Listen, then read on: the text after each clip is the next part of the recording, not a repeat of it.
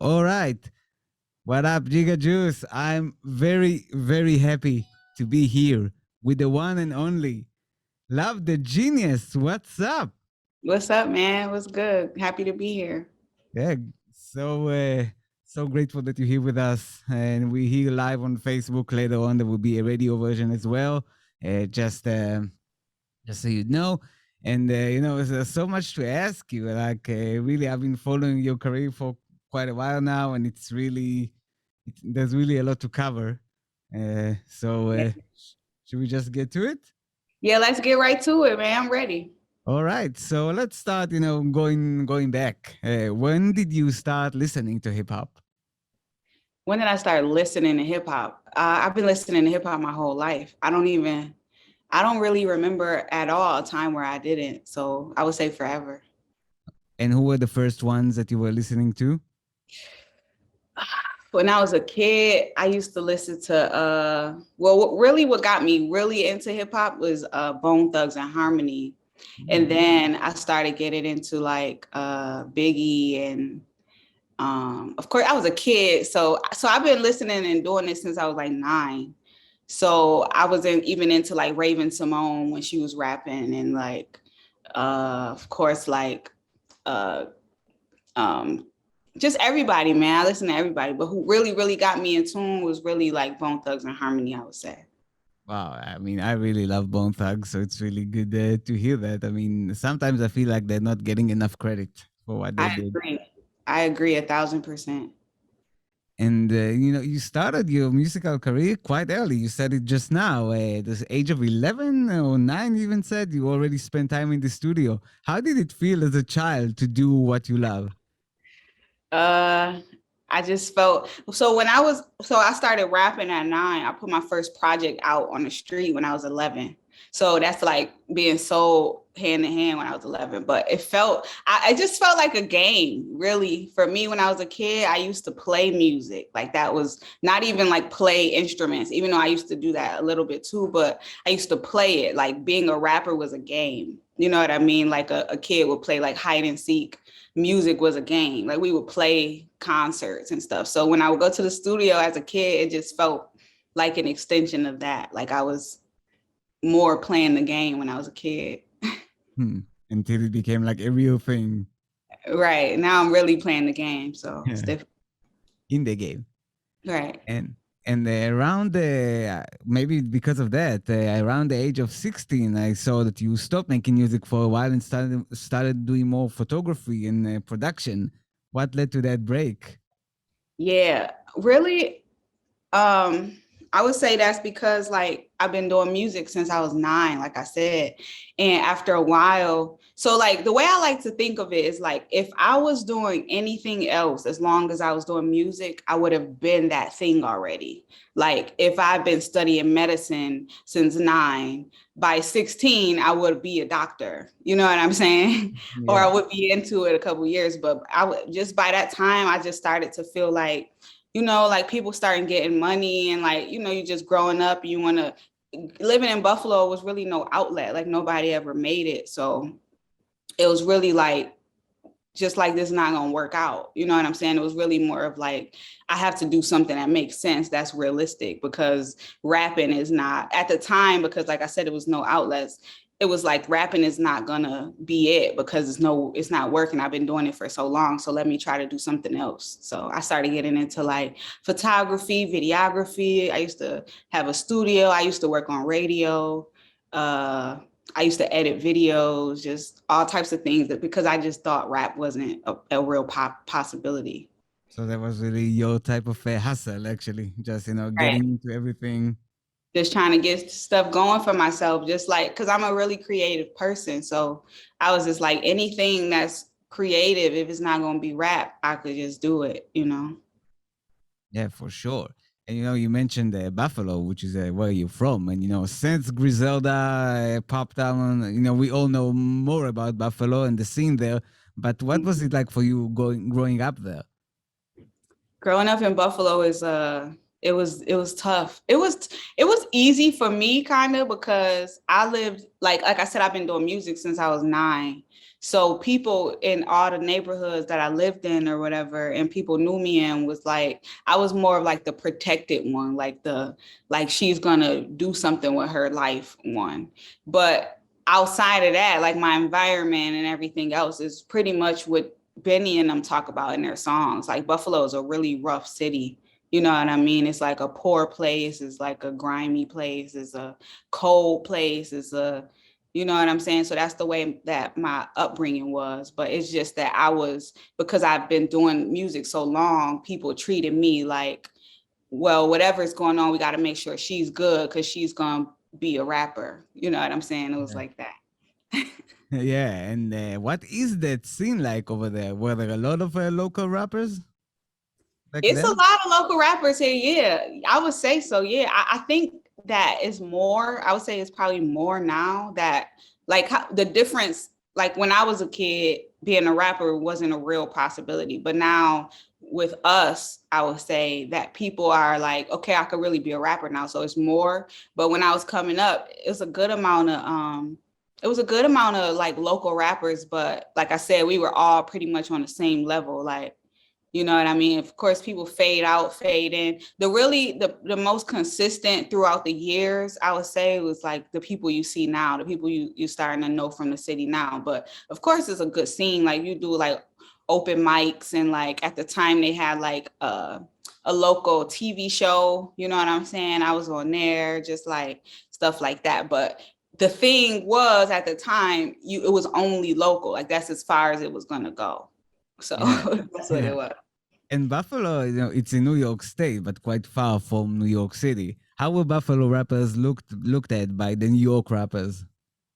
Oh man, you didn't even have to be a rapper. Like I lived in I lived in like Atlanta, I lived in Charlotte when I was a kid. And before, I would say pre-Griselda, we could say, like if you say you from New York and somebody that's from like Brooklyn or the Bronx or something, or Queens, whatever, would say like where, and you say Buffalo, they'd be like, that's not New York. You know what I'm saying?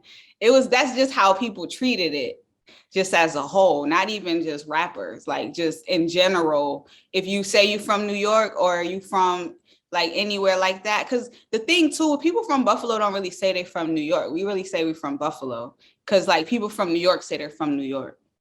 So when you say you from, like if another person say you from New York and then a person from New York will say where, and then you say Buffalo, they'll be like, it's not really, you know what I'm saying? That's how it kind of how it got treated, because it's like hours away, like 6-7 hours away. So Did you find yourself making the trip there, trying to get on sometimes?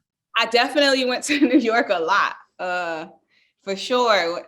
Like I said, I did a lot on my journey. I got kicked out of the bad boy office one time, just trying to have a meeting, try to, you of course you go back and forth to New York, and you go to like Toronto. I went to Toronto a lot because it's like right here too. And Toronto's a big city like New York is, so I was just trying everything, trying to get on. So for sure you go to New York.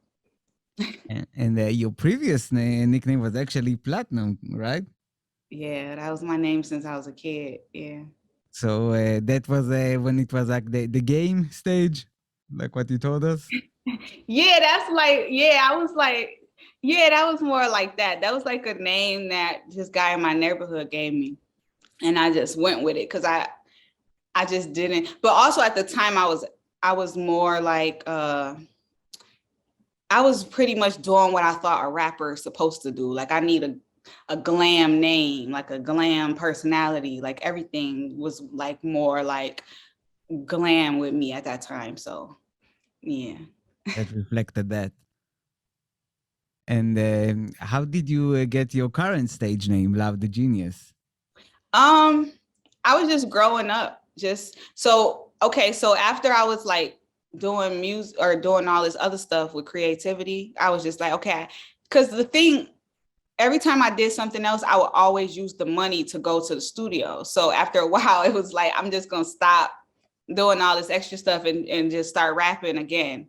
But I was like, I don't want to come back older with the same name. Like I don't want to still be Platinum. So I just actually me and Rick Hyde, I was just like, I need a name that like just personifies more of who I am now, like as an older person, you know what I'm saying? So I just picked love at the time, and then the genius came later. But that was just really because I wanted to personify what made sense to me at the time. Like platinum was more when I was a kid, like the content, the whole everything was more like I said, more childish. So Yeah, and many rappers and artists in general, I think they spell their name in a unique way. Why did you choose to spell yours, the name, the way you did, like with the 7 and the X? well, that came because when I was Love originally, when um I just was like, you can't really I won't populate when you search love. Like love is such a word. You know what I mean? Like I need something that'll make it different. So I just switched the L to the 7, and then the O came just because I didn't like how the O looked next to the 7. So I switched it to an X. I just aesthetically I didn't like it, but it came because I just was like, I don't know what I have to do to get myself to pop up when you type LOVE, but I don't know. But if you type 7, I could do it. So that's how it came. Yeah, I think it's just a matter of getting used to. I think when I first heard first heard your song, and I was looking for you on like all the streaming platforms, I always spelled it wrong and couldn't find you until I Yeah, I really, know. really, Yeah, realized how to spell it. yeah. But you pretty much start your first album by addressing that, in the song 1998, when you say, they'll call me love, it's with a 7, do you research first? What were Right. people struggling with pronouncing the name at first? People still, yeah, people struggle with spelling it, uh, reading it. I feel like people don't have a problem with it just like when they know me first, but when they like see the name first, then there's a problem. Yeah, for sure. And you called your first project Love is Love. How do you perceive love? Love to me is everything. That's what I was saying. Why I wanted to match my name up with my music. Love is happy. Love is sad. Love is upbeat. Love is harsh. Love is, you know what I mean, powerful. Love is soft. Love is sweet. Love is kind. Love is aggressive. Love is just every emotion. So that's the way I describe love. That's a beautiful description, actually. Love is everything. Yeah. And what was your mind state when you were working on that album, Love is Love? On Love is Love, I did that project because Benny actually was telling me that I needed to rap again. Because like I said, I had gone off into my life. Like that was a time like I was rapping, okay, it didn't work. I'm moving on, like I'm doing other things. You're talking And about Benny Benny the was Butcher, right? right, Benny the Butcher. He was just like, I'm trying to tell you we got other stuff going. This is years ago. And before I made the project, and he was like, you need to start rapping again. Like we got things in the works. And I'm like, all right, he like just one more shot. So I'm like, I could give it one more try. Like, so that project was really that. Like if I'm gonna do it, I'm gonna go ahead and staple my name as what it is. And that's really how I went into that project. Just like, okay, I gotta rap one more time. I really just was putting that project out as like my last little hurrah, like to see if people was really like rocking with me or not. You know what I'm saying? Or if it was a real possibility or not, if I could pick up some traction. Yeah. And the song starts with the song 1998. What does this number or year mean to you? Um, well, that year is pretty much the year I started rapping. I just wanted to just put that out there. That's the year I started really rapping. Hmm. Yeah. And the first visual that came out of the project was "You Should Be Proud." What was the inspiration behind this visual? Uh man, we that was actually my partner D Jack's idea. Um the guy who put it together, his name is Malt Disney. He's a very, very talented guy. He does a lot of like abstract type of art. And the concept there with the visual was really just like to bring more to be like abstract with it, with like putting in clips of cartoons and stuff that kind of say what I'm saying, but also not in an exact way, just like really try to be artistic with the story, really. Oh well, it looks really good, and that was and you had experience from working on that field before, so I guess that also you had your input in that. Right, exactly, absolutely. I'm definitely into like video, like into cuts and edits and stuff like that. So Yeah, and when you dropped Self Love later, I thought it had a bit of a calmer tone than its predecessor. You sing more on that album, that's for sure. yeah, definitely. Definitely. Self-love is I am like I said, I'm really creative and I listen to all type of music. I like all types of things. And like I said, love is all types of things. And I just want to be able to express all of those things, like all of the emotions and all of the sides of myself. I want to be able to express that. So that's really what self-love was for. And it really, but in addition to that side, it also had like the last few songs in there. I thought like the result, finally, like those are some tougher ones. Do they describe your life or people around you? Um, those songs was like every song I make is either about me or people I know or situations I know about or situations that I've had personally. With self-love, it was really like more things around me. Um, with self-love too that I'm about to put out is more introspective. It's more like personal to me. But with self-love, it was really more outward, like more with things going on around me. And when this album, when you made that, was it before you signed to Drumwork? Yeah, that was before self-love and love is love was before Drumwork. Yeah. So when was the connection with Conway the Machine formed? As far as the label, I've known Conway since I was like 13, like 12, 13. I've known him. But the label, that came because so I've been talking to Conway for a couple years. Like he was telling me like that he was thinking about starting the label. And he was telling me like 2021, he would always say that 2021 we're gonna do the label, but that the actual connection came like I would say like around when I dropped self-love.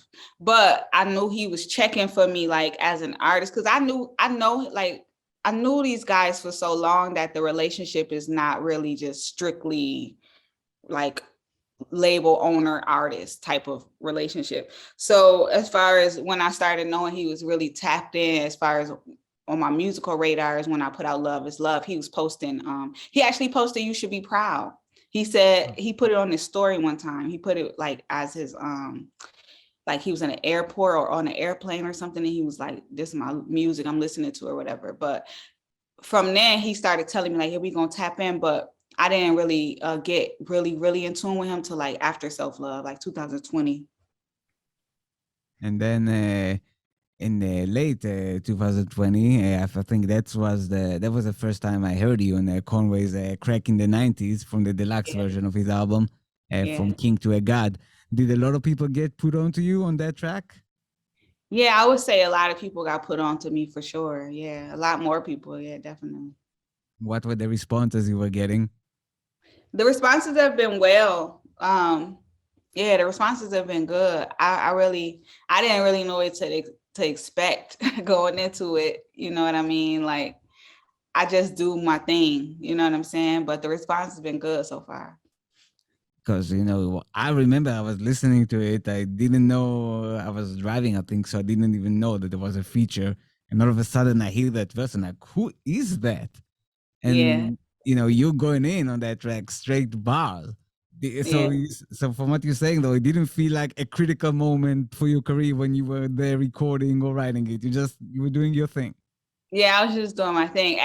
But I'm real critical of myself in general. And then also that time period, like when we did that record, it was like me, Skeez, and Conway were recording immensely at that time period. So everything felt like even just in general, before we did that, just anything when I really got locked in with Conway felt like I I still feel like that. Like I gotta really do my thing because for one, this is an impeccable rapper himself. You know what I mean? And then I need to show that I want to be here and I deserve to be here. So I'm gonna do the best that I can. So I just worry about doing my best. And then, like I said, that's why I'm like, no, I didn't expect it because I was just doing my best, like doing what I could do. And then I let it go. And then it did what it did, you know?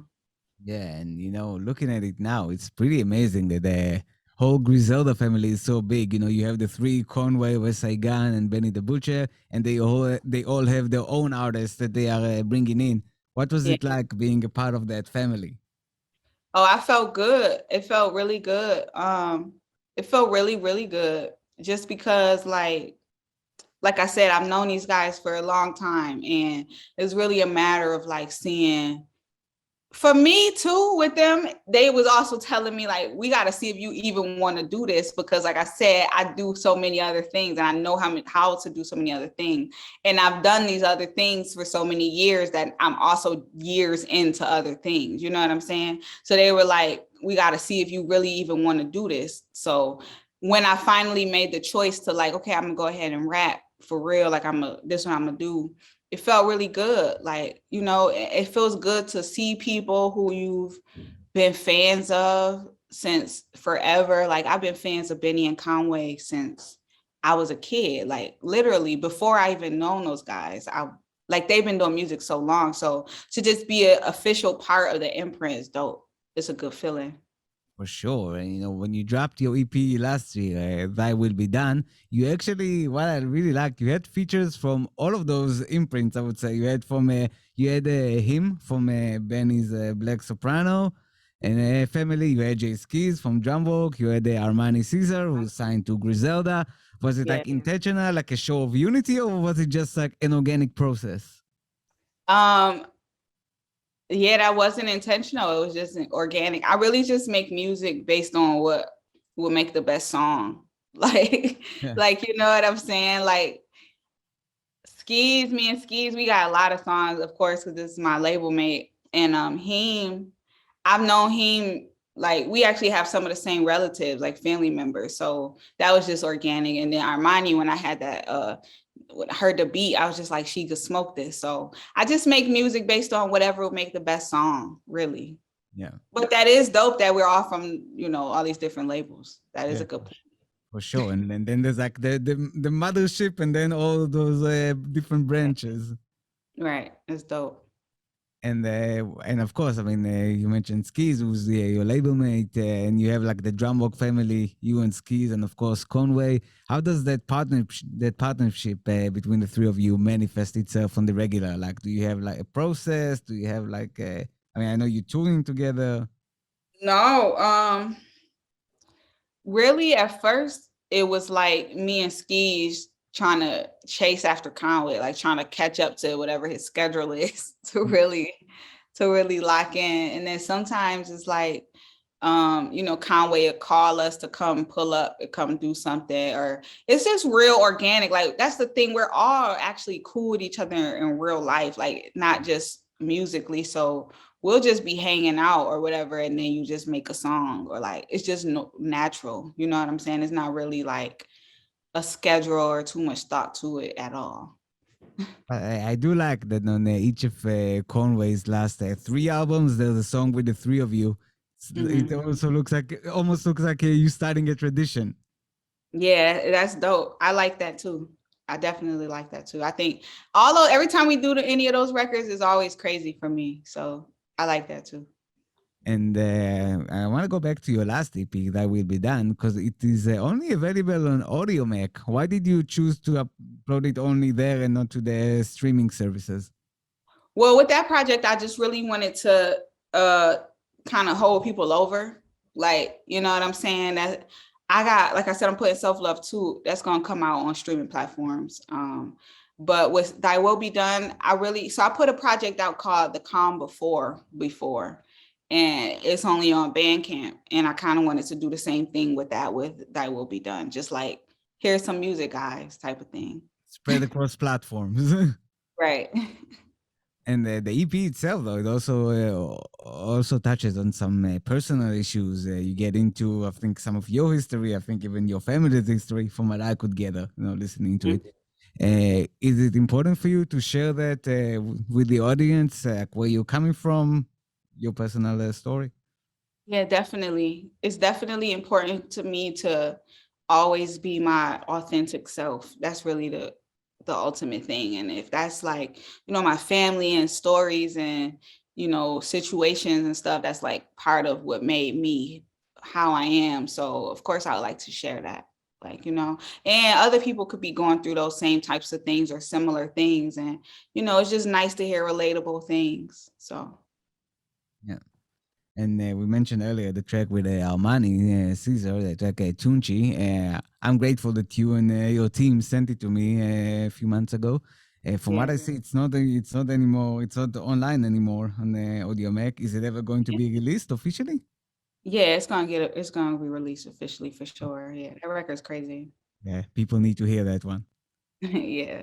And you also have a great chemistry with another Buffalo artist, Shay Noir, with whom you worked on a few tracks. How did the two of you click? I would say me and Shay click just off of pure artistry, like off of pure respect for each other's craft. You know what I'm saying? Just tapping in with each other. Shay is an artist who Benny put me on to years ago. Like he actually was telling me like this girl named Shay is out here killing it and you're shooting videos for people. Like, So you know what I'm saying? little fire under you. Yeah, it was like that. So it was just, yeah, I rock with Shay. She's fire. And you recently wrote on Instagram that you don't want to be compared to other female MCs or just to MCs in general. Is it something that every female MC has to deal with, being looked at only through this lens? Yeah, I would say so. Yes, I would say so because I'm being looked at through that, and I just feel like I'm not doing the same thing that other female rappers do, and I'm still being put. Well, I'm not letting them put me in that box, but they trying to put me in the same box. So you definitely gotta face that. I don't understand it though. Like, how come we don't say female of any other industry? You know what I'm saying? Like, how come it's not like, oh, here's a female radio host? Like, why is it only that? For sure, I totally agree with you, and I think we all have to improve on that field. But that's why I really appreciate you bringing it up, because it really, I think, helps also men see it like this. And Yeah. and you do, from what I saw, you're also fighting for more women to enter the game. Do you think that we're getting closer to a point that really there's enough women in the game and no one will use that term anymore, female MC? Are we getting I there? feel like there's a lot of women in the game right now. I actually feel like women, if we be realistic, are doing better in music and rap than men are today. Like if we just look at what's actually happening, you know what I'm saying? But the term female rapper, I feel like it's just so embedded in people that it's gonna take a minute to really get to that. But also I think there has to be like a group of women or an amount of women who could like respectfully hold lyricism down to make people not say that, because respectfully there are women who are in the group or the genre or the category who do essentially like female rap stuff, like, and that's cool, but there's other women too, you know what I'm saying? Like, so I think that's the thing, but we don't even have that as a whole with rap. Like we don't even separate the categories of rap. Yeah, you know what I'm saying? We say it's all hip hop, and we as listeners know there's so many different subtypes of rap music. So I feel like when we even get to that point, we could start talking about female rappers and male rappers. But for right now, we just not gonna put me in that box. For sure. You have songs like that you released on YouTube, only to YouTube, I think, a series of songs named after legendary rappers, like Lauryn Hill, Queen Latifah. What inspired you to do that?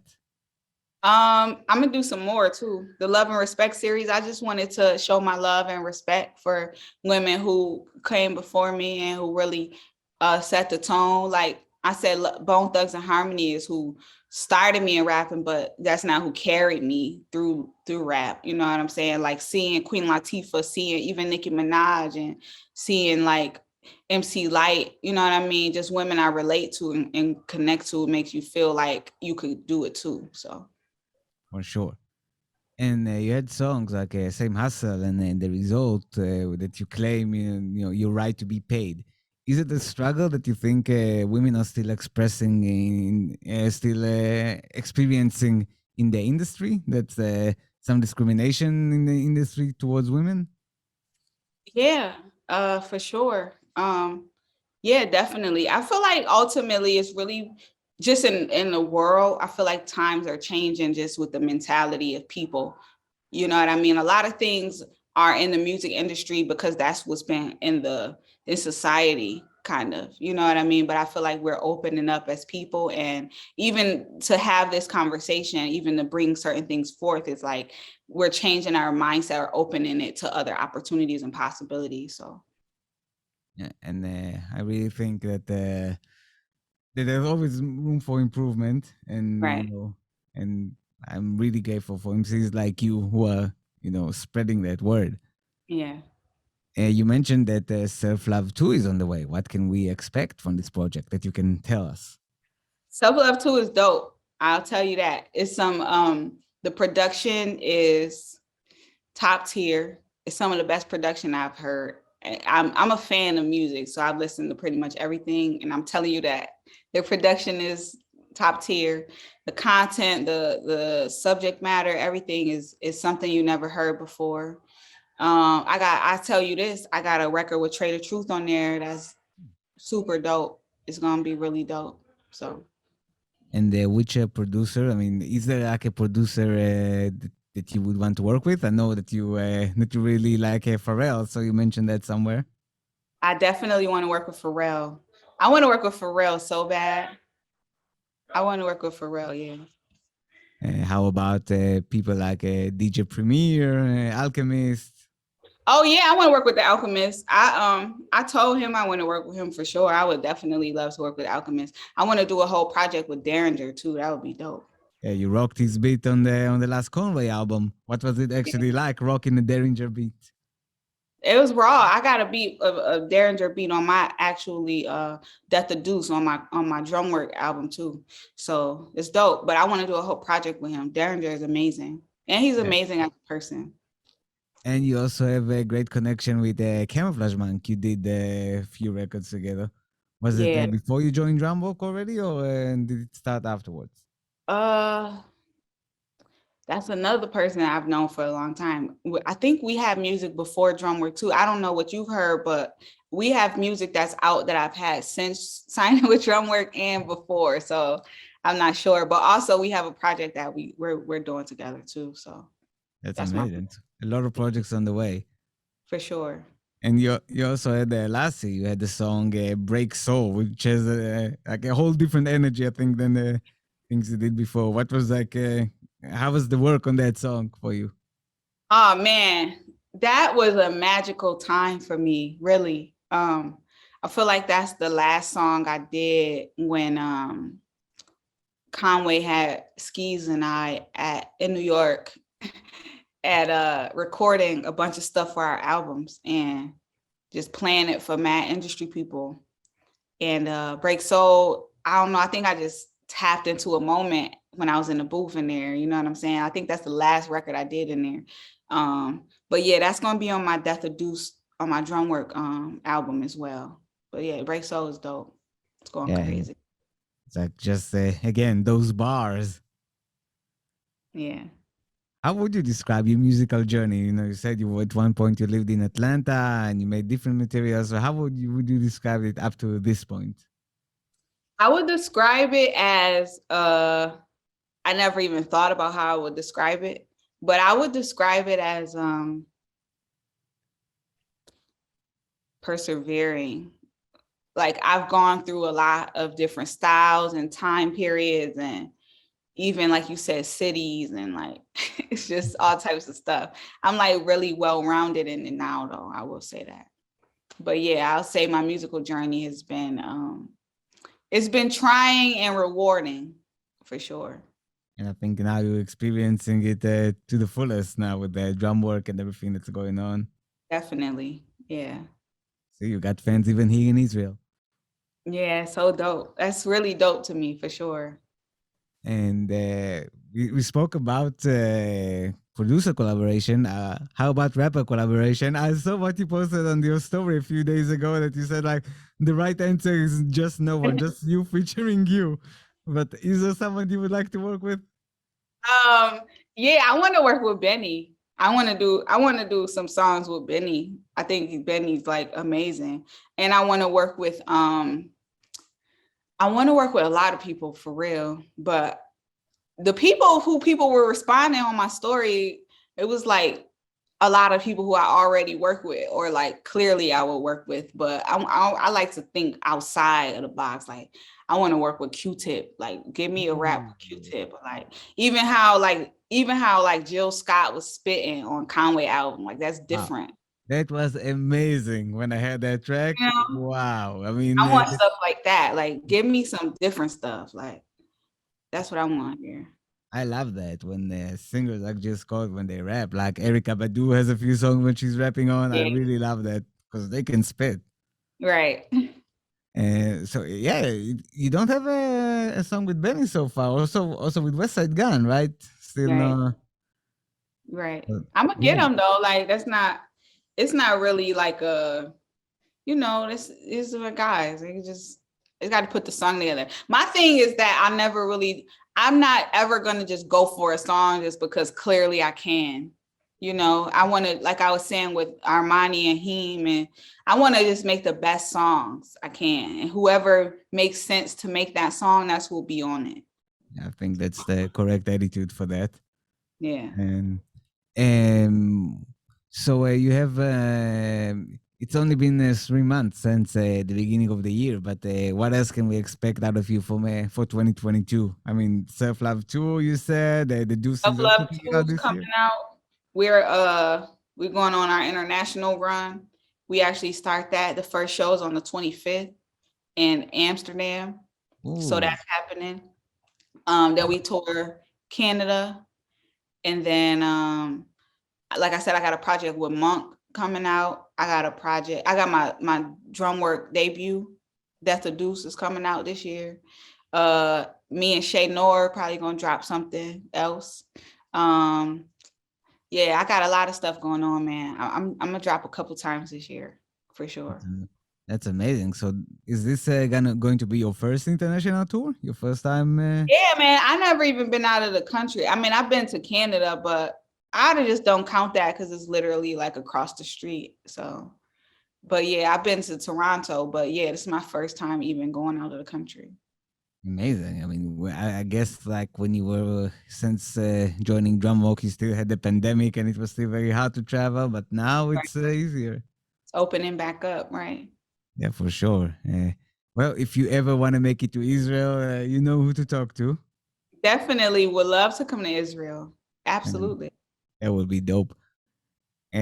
So before we go, I just wanted to ask you like an interesting question to me, and this is like, what kind of legacy would you like to leave behind? Like, I know you're just on the beginning of your journey, but you seem to be looking towards the future all the time. So I'm sure you have something in mind for that. Yeah, I just want people to just know that things are possible, and not even the things that I'm gonna do or I'm doing. I just feel like people don't really believe things, or like life gets in the way and kind of kills people's dreams or ideas or what they think is possible. And I just want to help people to be reminded that they can. I want that to be my legacy of like love reminded me that I can do whatever it is that I'm trying to do. That's what I want my legacy to be. That's an amazing answer. So, Love the Genius, thank you so much for being here with us. And I also want to thank Tsai Hagos, who helped me with some of the research. Galisa, who's while we're in here, make sure everyone on Instagram can see us. So, Love the Genius, thank you so much. No problem, man. Thank you. Thank you for having me. I had a good So time. thank you. And maybe we do this again when more projects come out. For sure. I'm down. Yes. Thank you. All right, Peace. man. Peace.